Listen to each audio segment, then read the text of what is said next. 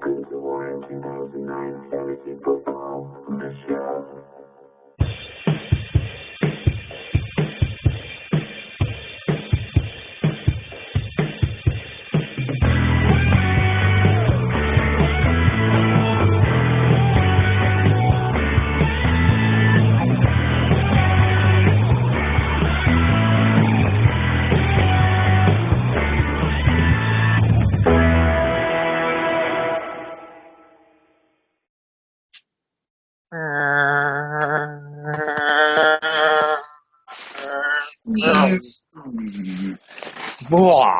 Touchdown! Touchdown! Here we are.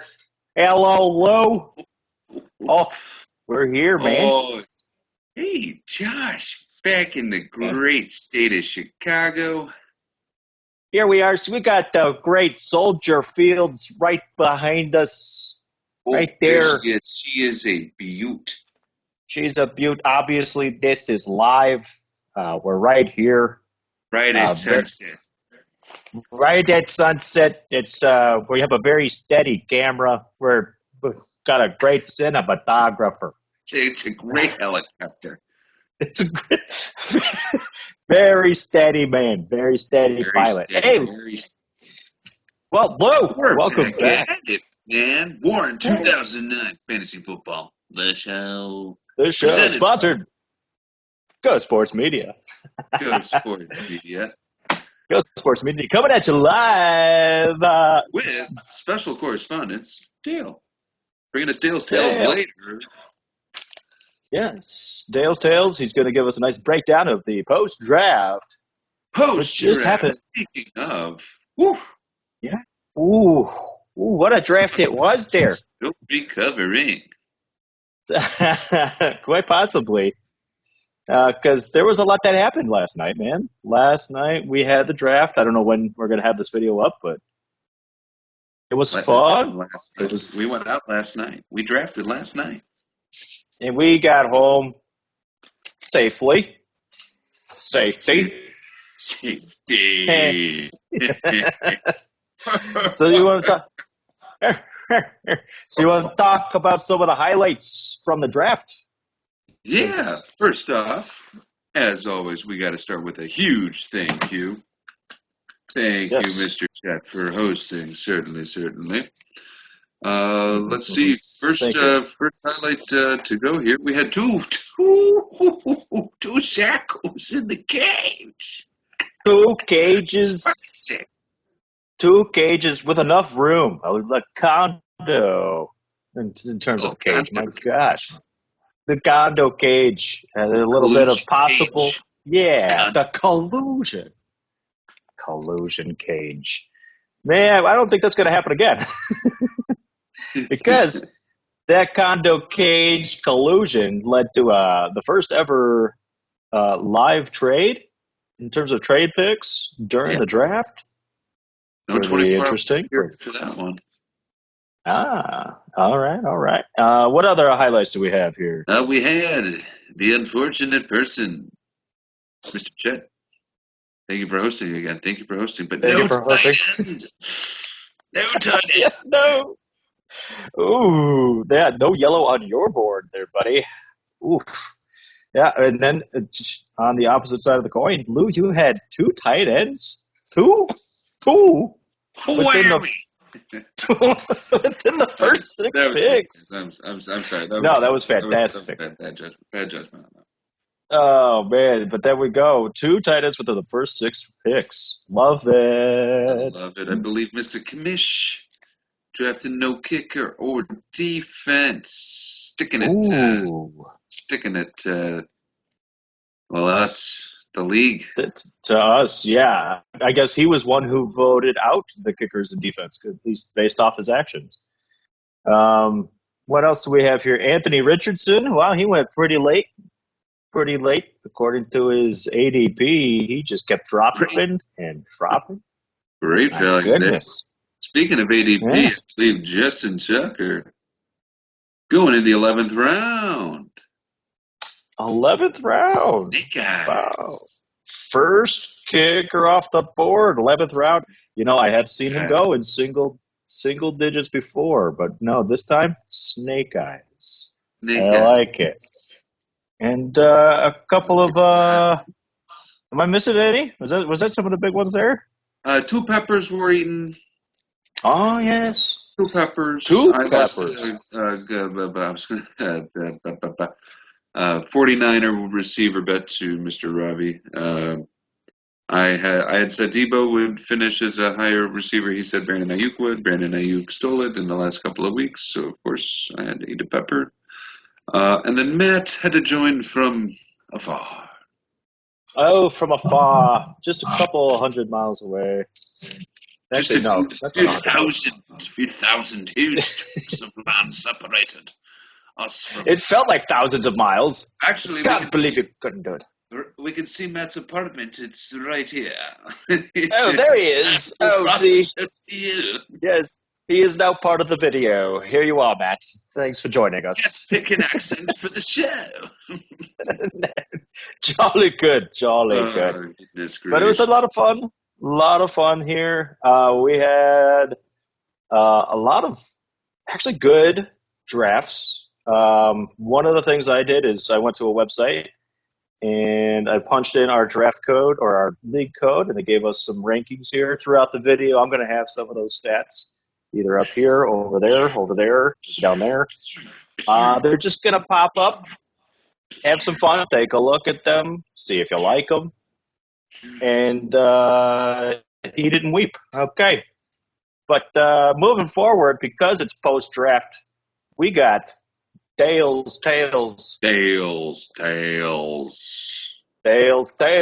the post-draft era here. We got a man who, our correspondent, who has always given a nice take post-draft. Right. Very active. Very, very accurate.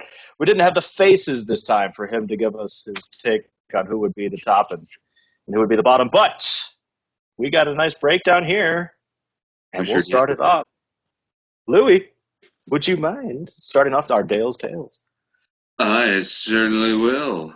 I will go right into reading the intro. Was that the agreement to start? Yes, sir. Yes, sir. Go ahead and Excellent. start. Excellent. Excellent. I will read it in my best Dale voice. Another draft has come and gone. I don't know. He lives down south now. I don't know. Okay. And what a draft it was. So many firsts this year. 2 losers in the cage, a draft day trade, 3 tight ends drafted to a team, while another team drafted no tight ends. The rule changes from the offseason led to some changes in draft strategy. Running quarterbacks and explosive running backs benefited from that. We also had a record number of draft pick trades this year, making an instant analysis near impossible. But after some time to digest, let's see how everyone did. Yeah, it was pretty tough there. A lot of names bouncing around that board there. So let's go, jumping right in. Dale breaks down Danny's team first. Explosion, explosive. Wasting no time in wasting no time adding the cheetah with Puka to have an unbelievable wide receiver stack. After failing to trade 1.1, the 101. It didn't stop there, though, adding the reliable Mike Evans and a top fantasy quarterback in Josh Allen. While many felt it was high to take a quarterback with the 21st pick, Danny knew he wasn't going to be there on the return and got his guy. But the explosiveness stops there, as the rest of the roster is all boom or bust. Pitts came onto the scene in year 1, but was grounded in years 2 and 3. Danny is hoping the magic will be recaptured with Atlanta getting a quarterback that knows how to play. Neighbors and Pickens are both wide receiver ones for their team, but they both have quarterback 3s throwing to them, making it hard to find any consistency. Hollywood on the bench will be fighting for targets on a revamped Chiefs offense, leading to some inconsistent scoring. Then we get into the running backs. The running back room for Danny is softer than the snowflakes on these college campuses. It'll be a long year for Danny as he battles for the 5th or 6th seed. But we'll save him as his sharp eye for talent and use of the waiver wire with already 2 transactions this morning. Very nice. And what we're going to do is we're going to break down. He also gives a nice rating, both for quarterbacks, wide receivers, running backs, flex, bench, overall keeper score, and the power rankings and the playoff odds. You're going to find that on the list below as we're reading this off. So just keep an eye on the video, too. Yeah, might dance around. Who knows? Who knows? All right, next up, LiJack. The analysis of Scott's team every year has been 10th best draft out of 10. Clearly, Scott has proven that wrong year over year. And this year, the sentiment is different coming out of the draft. Scott's built himself a solid team that should allow himself to feel comfortable this season. Many will say he reached for love in the 7th. But what they forgot is that he was the best quarterback the last 8 weeks of last season, and arguably has the best quarterback or the best wide receiver room in the league. Strong first-round selection with the best running back not named CMC. There will be multiple point props. Oh my God. Point props? There'll be multiple point props. It's so hard to read wearing sunglasses. Well, just take them off, man.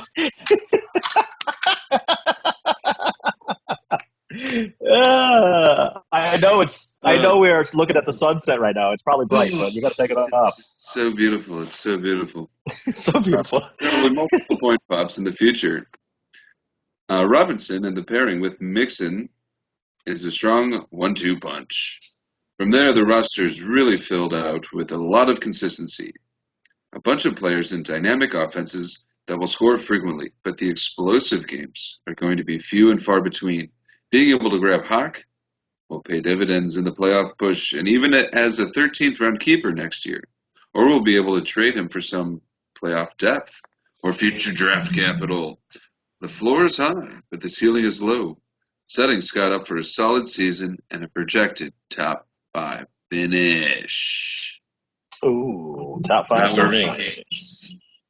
Player odds, though. We'll see how this goes. Next up is another Scott with Ranicky.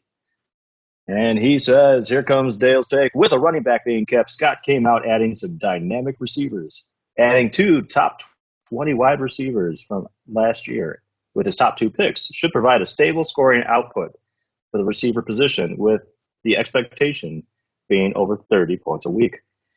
He took the 3rd quarterback of the draft, and a surprising one. Unfazed by the sophomore slump of a lot of quarterback experiences and playing a division winner's schedule, he took the quarterback that took everybody by surprise last year. Definitely a risk, but he was able to get a stack for some additional safety when he drafted Nico. Moved late on the tight ends, it did not end up with a top 7, which will be a headwind all season. Had an opportunity to grab a better running back too, but rolled the dice on Old Man River. If Kamara doesn't get Old Man Kamara, if he doesn't get the receptions, that will be a tough spot for the team each and every week. The bench is very young or very old. Missing a lot of consistency of players in years 4 to 8, which may lead to some disappointing weeks. All in all, the team is not as strong as it has been in previous years, but should still be in a position to compete. Might be the year he misses the playoffs, though, by losing a tiebreaker for the 6th seed. Boom, boom, boom. Ooh. All right. Okay. Dale Tail comes to you for Chet. After many a year, Chet finally has not 1, but 2 Bears on his roster. And he gets to continue to keep CMC, giving him a value no one else has. The stack with the new Packer makes this running back room unparalleled. From there, though, not sure where the draft strategy went. Going back to back in the receiver room, Chet felt good about grabbing 2 wide receiver 1s. Then he remembered Minshew will be throwing to one of them. He at least got his stock with Pittman, adding a running quarterback to lead the team. However, I'm guessing AR-15 doesn't start more than 9 games due to injuries. Hot take.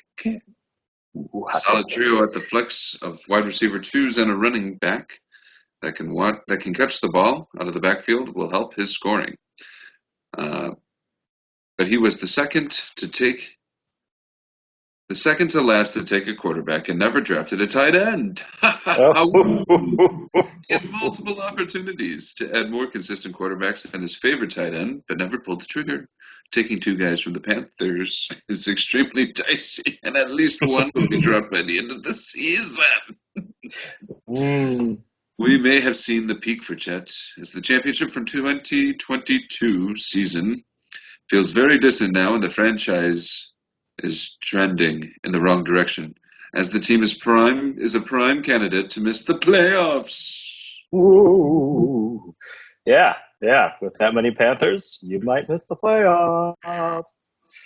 So Matt, you're on deck. Here we go. Many didn't realize that we were back in 2020 with COVID striking, making Matt the only manager not in attendance. Even though he was down some early draft picks, he worked the draft pretty solidly. Keeping Hurts at the 13th is interesting, as the tush push may be no more and hurting Hurts' value. Grabbing Brees with his first overall pick was solid and safe. If healthy, he will be a top 5 running back. 2 West Coast receivers will have the team looking bad after the noon games, but those 2 can put up points. The only opportunity at this time is the running back 2. I expect a move to be made at some point, as Williams doesn't feel like a sustainable option. A very solid flex, and character flaws do not worry the owner, as he took a flyer on Rice and Addison. If neither face suspensions this year, it'll pay off. But there may be that small voice in the head, especially as we get closer to the playoffs. Getting forward will be a bug win until Chubb comes back. He also was able to break hearts by grabbing Kittle. The bench has a lot of upside, and he fully expects Brown to take the starting running back spot at some point. Expect a fun and close season from this team. Shouldn't have any blowouts, but we'll be in the pack fighting for a top 5 seed. All right. Dale, yourself. Ooh, always hard to give yourself some anal cysts. And the analysis. The analysis. Anyway, 2 years of stockpiling picks, 5 peppers, and a crate later, it's time for a team to show up. A once powerhouse in the league has become a perennial loser. 2 top 20 running backs from last year sounds great on paper, but both will be competing to keep others on the depth chart from taking carries away. Drake London may have been a reach, as there were better options out there, but in the second round. But Waddle will be able to pick up some of the slack when London has down weeks. The run in the 4th was able to grab an up-and-coming tight end that should produce more this year now that Harrison is taking coverage away from McBride.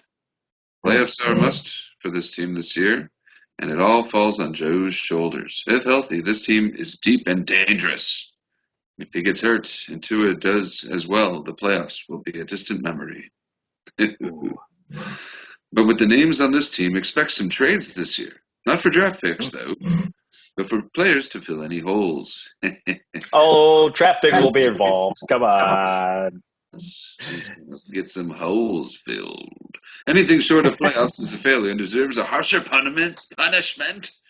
If he is the Sacco.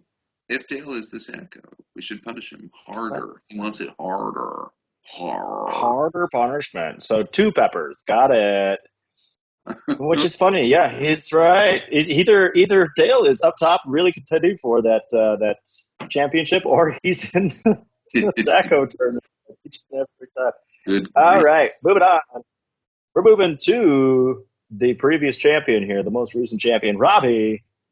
All anyone could hear after the draft was how much this owner did not like his team. I think it was an overreaction, as his keeper and a first 4 picks were very solid. Keeping CD was a key to success, especially as Dak is in a contract year and will look to ball. 2 strong running backs will give him an edge most weeks versus his opponents. Limited draft picks did hinder the building of a roster, and he took the best available in each round to be as competitive as possible. Brock in the 11th is dangerous and could be a steal as a keeper trade bait.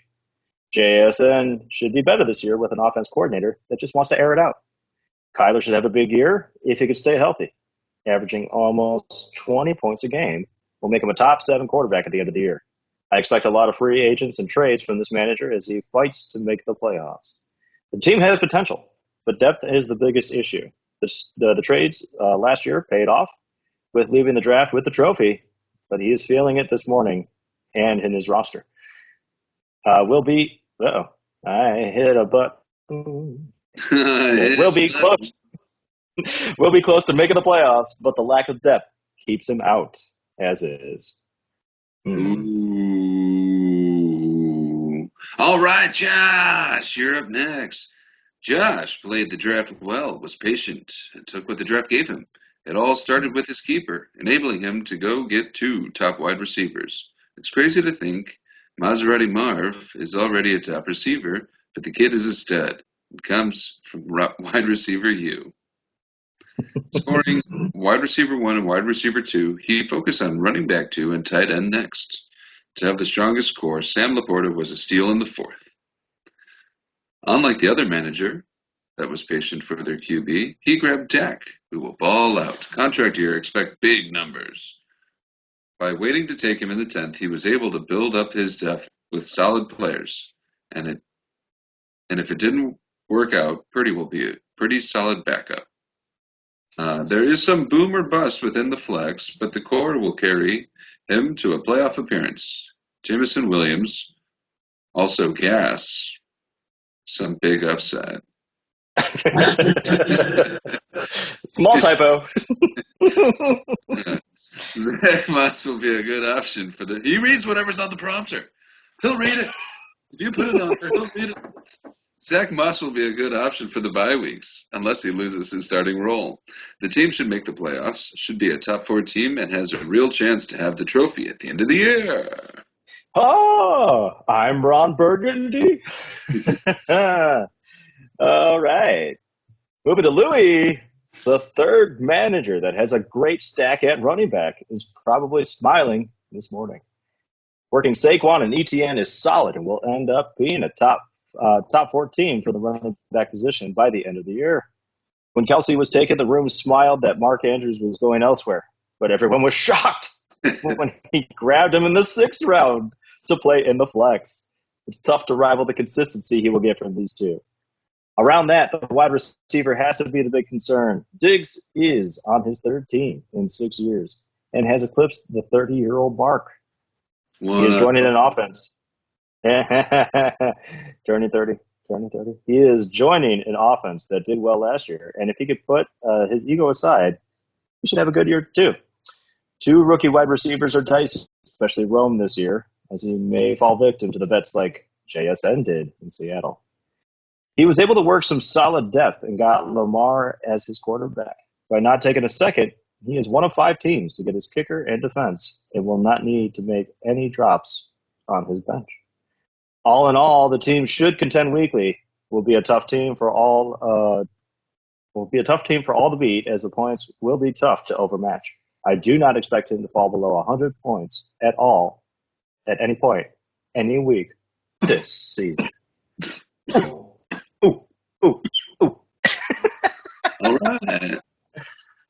All right.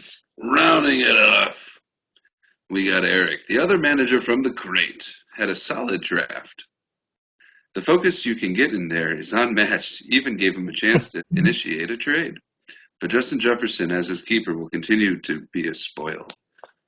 But being able to pair him with Chase is game over. The best wide receiver duo in the league. And he smartly took Chase with 2.1 to make the draft rating look stronger. Jonathan Taylor should have a strong year as his running back 1, but there is some opportunity for his running back 2. If Dobbins starts, he will be fine at the running back position. Getting the best quarterback in the game was smart. He was top 8 last year with no help. Should only be better this year.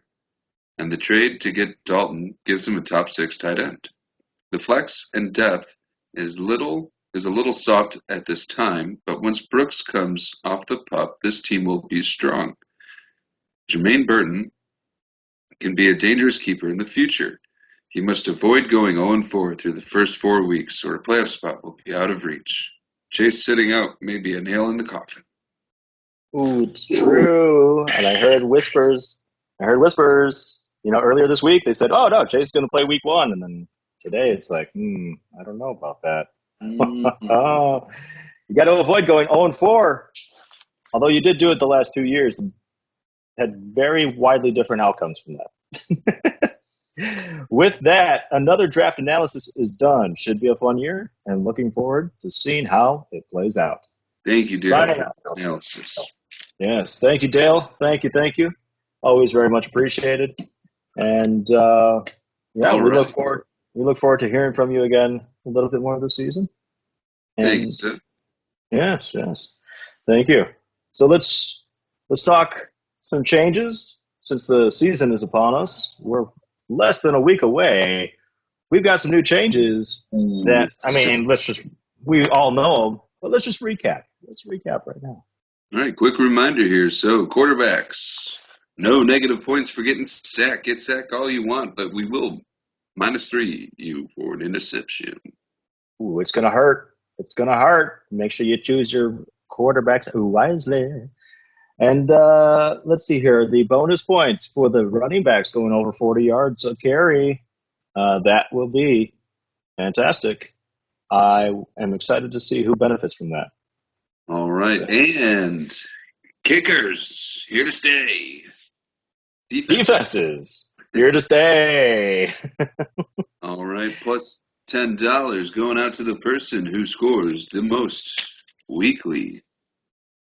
That's right. So stay involved, man. Stay involved, even if you go into the Sacco. Start those players. Also, no more 24-hour trade window. Ooh, that is a very popular one that was voted off almost unanimously. Never used. It was a fun idea. But nobody ever countered. Yep. Successfully, that is. So it's cool. Very true. Well, I guess that right there puts a cap on the changes to the season, the end of the post-draft video for the most part. I guess the only thing left to do, Louis, let's take our picks here. Let's give those blind picks. Let's get those early blind picks. We don't know what's going to happen, but we got to choose somebody who's going to end up in that cage and somebody who's going to go home with that trophy. You know what? I do think we have to get a little bit closer to the stadium here. Oh, yes, let's get a little closer. Let's get a good view of that field. Let's do that. Let's get a little closer. I like it. Yeah, for the super important part here. So who do we want to start with? Do we want to start with our picks for the Sacco, or do we want to start with the picks for the championship? Let's start with the championship. Championships. Okay, so the strongest draft. I mean, we had a whole bunch of power rankings that we just went through. We witnessed the draft live last night. Who do you think is going to be taking home that big old trophy? Well, if you ask me, based off the power rankings alone, I think we got to give it. I think we got to give it to Dale. Ooh. He had seven picks in the top first 4 or 5 rounds. So yeah, I mean, 7 picks in the first 5 rounds, and 5 of those were wide receivers. He's going for he's going to ball out, man. He's trying. Ball out. I like it. Even that other place, the other website I used, kept putting Dale up top as well. He's got the strongest power ranking so far. I think Dale definitely puts up a good fight. We might have a little bit of a surprise, though. He may have started off this season being a little sick, but I think Matt's going to bounce back in a big way. Ooh, hey nah. And he's gonna get COVID once again, but this time next year he's gonna hold on to the trophy with it. That's right. All right, so we're going to the bottom, the very bottom. Who's gonna suffer the most, and who's gonna end up in the cage alone next year? Next year, alone, all alone. Mm-hmm. Well, I think we are going to continue to see the host curse coming back. So, Chet, thank you again for hosting. Thank you, Thank you. thank you. But also Thank you. not drafting a tight end. I'll just say yeah, that. Yeah, Just yeah. Even though 3 tight ends are back on the waivers now for you. Yeah. You got to make choices, and you're probably going to choose the wrong one. No. I think it's going to be a tough one. But I agree with our correspondent here. I have a feeling that one of these teams is a little bit too boomer bust, and the luck cannot continue. Schraneke is going to end up being the tallest guy in the cage. We got to make sure we get him the small cage, the smallest one. And next year, we got to talk about a costume. Yeah, we got to coordinate. We got to coordinate better. Everybody, and life happened. There was a lot going on. There was a baby. There was a baby born. By the way, congratulations, Eric. Congratulations. And with one of his first fatherly duties, he ended up in a cage. Lovely. But next year, we got to talk about that. We'll get on that. Things will improve. Things will improve, but that should just about wrap it up for the post-draft analysis. Gentlemen and gentlemen, we at here at Go Sports Media are going to do the best we can to give you a little bit more coverage throughout the season. It may not be weekly. Life is crazy. It may not be bi-weekly. It may not be tri-weekly. But it may be monthly. But it may be monthly. Quad weekly. Here we go. Possible quarter pounders coming at you there throughout the season here. Ooh. That being said, Go Sports Media. What is that website? Hold on. Let me just pull this up. Go Sports Media 09 at gmail.com is still active. It's still there. So if at any point in time y'all want to contribute, give us either your hot takes, your best trash talk, any videos, anything. We'll put it together. We're here. We're here to listen. We're here to listen. Our correspondent, Mr. Dale, he's going to be here as well throughout the season. Might be behind the scenes. So thank you, Dale. And guess football kicks off Thursday, gentlemen. Let's get after it. All right, pitter patter. Let's get at her. I mean, gosh. Yeah, get this guy some fucking puppers, man. Let's go. So I guess that closes it out. So best of luck. Good to see you, Lou. Good luck to you too. And as always, go Sports.